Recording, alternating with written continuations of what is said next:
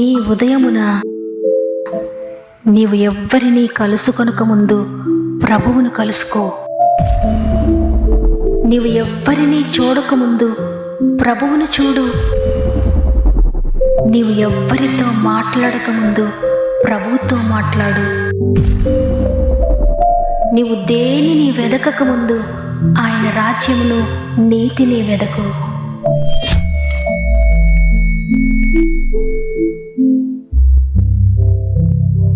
Praise the lord. ఈ ఉదయకాలమున మరొక్కసారి God first అనే వాగ్దాన కార్యక్రమానికి మిమ్మల్ని మీ కుటుంబాలను ప్రేమతో ఆహ్వానిస్తూ ప్రభు నామంలో మీ అందరికీ నా యొక్క ప్రత్యేకమైన శుభములు తెలియజేస్తున్నాను. ఎలా ఉన్నారు ప్రియ దేవుని బిడ్డలారా? ఉదయాన మీరంతా బాగుండాలని, మీ పరిస్థితులన్నిటిలో దేవుడు మీకు తోడుగా ఉండి నడిపించాలని, ఏ విషయాన్ని గురించి మీరు కలవరపడకూడదని, దేనిని గురించి మీరు కన్నీరు కార్చకూడదని, అనేక మందికి మీరే ఆశీర్వాదంగా ఉండాలని ఆశించి మీ అందరి కొరకు ప్రార్థిస్తున్నాను. మీలో ఇంకెవరైనా సమస్యలు ఉంటే మీ ప్రతి ప్రార్థన అవసరత నాకు తెలియచేయండి. మీలో చాలామంది మీ ప్రేయర్ రిక్వెస్ట్ కామెంట్ ద్వారా తెలియజేస్తున్నారు. మీ కామెంట్స్ అన్నీ చదువుతున్నాను. మీ అందరి కొరకు మేము ప్రార్థిస్తున్నాం. నాతో పాటు మన ఆత్మీయ కుటుంబం అంతా కూడా ప్రార్థిస్తున్నారు. ప్రార్థన ఎప్పటికీ త్రోసివేయడాయన. ప్రార్థన ఆలకించి ప్రభువుని మనం కలిగి ఉన్నాం. ధైర్యం తెచ్చుకోండి. దేవుడు తన ఉచిత కృప చేత మరి ఒక వారంలోనికి ప్రవేశపెట్టారు. ఈ సంవత్సరంలో అనేక నెలలు దాటిపోతూ ఉన్నాయి, అనేక వారాలు దాటిపోతూ ఉన్నాయి, అనేక దినాలు దాటిపోతూ ఉన్నాయి. మన మీద పరిస్థితులు ఏ విధంగా ఉన్నా దేవుడు తన కృపను మాత్రం చూపక మానలేదు. తన కృపతో మనల్ని నడిపిస్తూ ఉన్నారు. ఈ వారమంతా కూడా దేవుడు మీకు తోడేండి నడిపిస్తారు. ధైర్యంగా ఉండండి. సమస్త మహిమ ఘనత ప్రభావములు దేవునికి చెల్లునుగాక. ఈ ఆదివారమున దేవుడు మనకు అనుగ్రహిస్తున్న శ్రేష్టమైన వాగ్దానం మలాకీ గ్రంథము 3వ అధ్యాయము 10వ వచనము. దీని చేసి మీరు నన్ను శోధించిన ఎడల నేను ఆకాశపు వాకిండ్లను విప్పి పట్టజాలనంత విస్తారముగా దీవెనలు కుమ్మరించెదనని సైన్యములకు అధిపతియగు యెహోవా సెలవిచ్చుచున్నాడు. ఆమేన్. నేను విస్తారంగా మిమ్మల్ని దీవిస్తానని దేవుడు వాగ్దానం చేస్తున్నారు. అయితే ఇక్కడ ఒక కండిషన్ ఉంది. దీని చేసి మీరు నన్ను శోధించిన ఎడల అని. అవును, దేవుడు బైబిల్ గ్రంథంలో అనేక ఆజ్ఞలు ఇచ్చారు మనకు. ఆజ్ఞను పాటించినప్పుడు, ఆజ్ఞ ప్రకారంగా జీవించినప్పుడు ఆటోమేటిక్గా వాగ్దానాన్ని స్వతంత్రించుకుంటాం. మీరు కూడా దేవుని ఆజ్ఞ పాటించడానికి, దేవుని మార్గంలో నడవడానికి ప్రయాసపడుతూ ఉన్నారేమో. అయితే ఒక్కొక్కసారి సాతాను చెప్తాడు, నీవు దేవుని మాట ప్రకారంగానే జీవిస్తున్నావు కదా, దేవుడు ఇది చేయొద్దు, అది చేయొద్దు, ఈ విధంగా ఉండు, ఆ విధంగా ఉండు అని చెప్పినప్పుడు నీవైన ఆజ్ఞలు పాటించడానికి ప్రయాసపడుతున్నావు. ఆయన చెప్పినదంతా చేస్తూ, ఆయన మార్గంలో నడుస్తూ, దీనిని చేసి శోధించండి అని చెప్పాడు కదా దేవుడని ప్రతి దాన్ని కూడా నువ్వు చేస్తూ ఉన్నావు. అయినప్పటికీ నువ్వు ప్రతిఫలం పొందలేదు. దేవుడిని ప్రార్థన వినలేదు. ఆయన కొరకు నువ్వు ఎంతగా త్యాగం చేస్తున్నావో, ఆయన నీతో మాట్లాడాలని, ఆయన నిన్ను కరుణించాలని, నీ జీవితంలో అద్భుతం చేయాలని నీవు 100% ఆయన కొరకు నమ్మకంగా జీవిస్తున్నావు. కానీ ఆయన దగ్గరుండి ఆశీర్వాదాన్ని మాత్రం నువ్వు పొందుకోలేకపోయావు.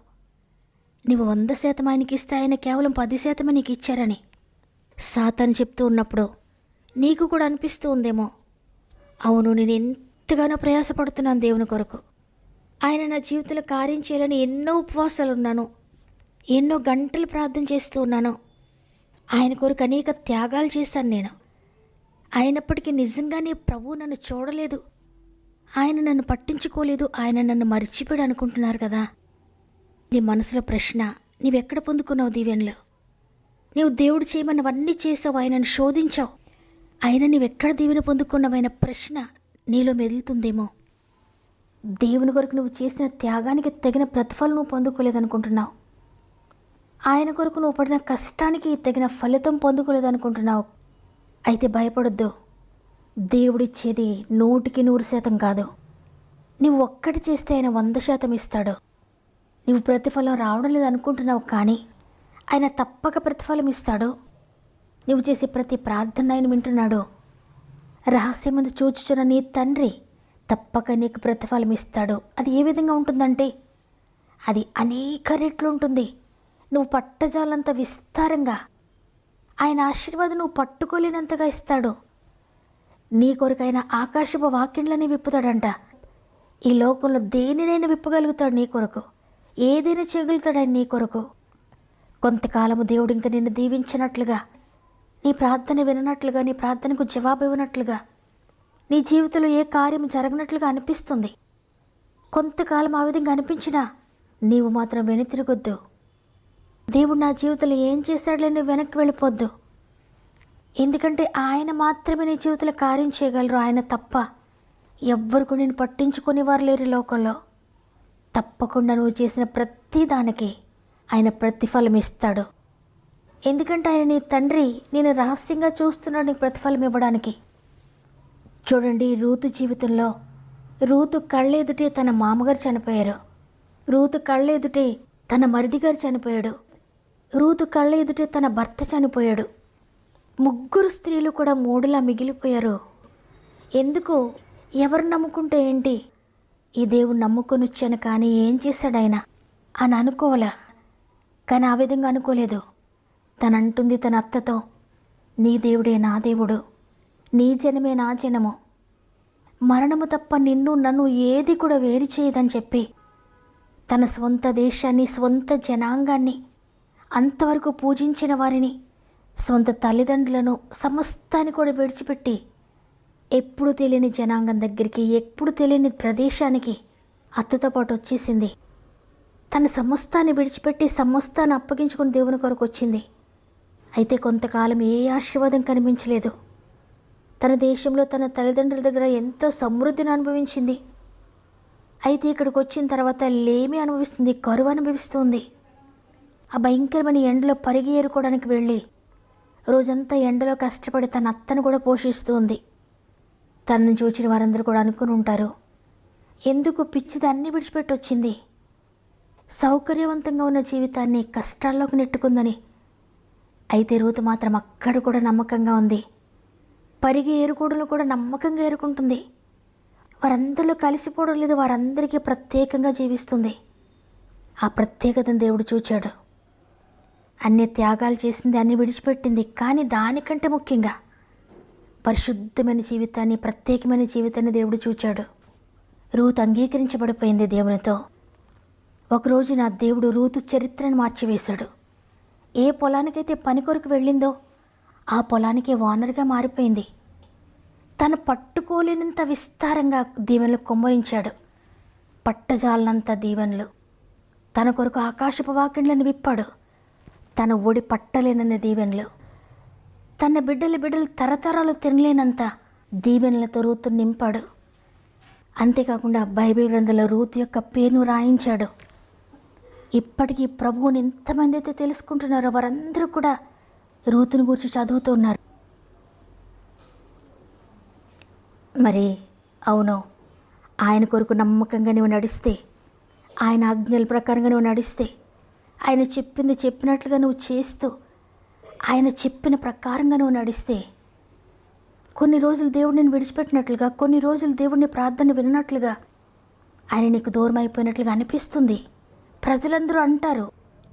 అయితే ఒక్కరోజు వస్తుంది, ఆ రోజున నీ చరిత్ర మారిపోతుంది. దేవుడు నీ చరిత్రను మార్చివేస్తాడు. నీ కొరకు ఆకాశాన్ని తెరుస్తాడు.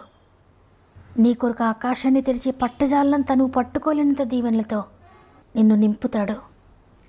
కాబట్టి ఈరోజు ఈ మాటలు వింటున్న ప్రియ దేవుని బిడ్డ, ఇంతవరకు నీవు కూడా అదే విధంగా అనుకుంటున్నావేమో, నేను దేవుని కొరకు ఎంతో చేశాను కానీ ఆయన నాకు కొంచెమే చేశాడు, నేను ఆయన కొరకు కనిపెట్టుకున్నాను కానీ ఆయన నాకు జవాబు ఇవ్వలేదు అని అనుకుంటున్నట్లయితే ఈ వాగ్దానం నీ కొరకే.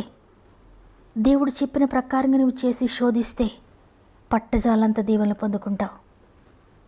వాగ్దానం నమ్మిన వారందరూ ఒక్క నిమిషం నాతో మోకరిస్తారా? కలిసి వాగ్దానం నమ్మిన వారందరూ ఒక్క నిమిషం నాతో మోకరిస్తారా? ప్రార్థన చేద్దాం. ప్రేమగల తండ్రి, నీకు వందనాలు. నీ ఉచిత కృపను బట్టి గతించిన వారమంతా మాకు తోడుగా ఉండి మరి ఒక వారంలోకి మమ్మల్ని ప్రవేశపెట్టి ఈరోజు వాగ్దానం చేశారు, పట్టజాలనంతగా మిమ్మల్ని దీవిస్తున్నానని. అవును తండ్రి, నీ దీవెన 20% కాదు, 70% కాదు, 80% కాదు, 100% నువ్వు దీవిస్తావు. నీ కొరకు నిలబడిపోయిన వారి కొరకు ఆకాశపు వాక్యంలను విప్పి పట్టజాలంత విస్తారమైన దీవెనలను కుమ్మరిస్తావు.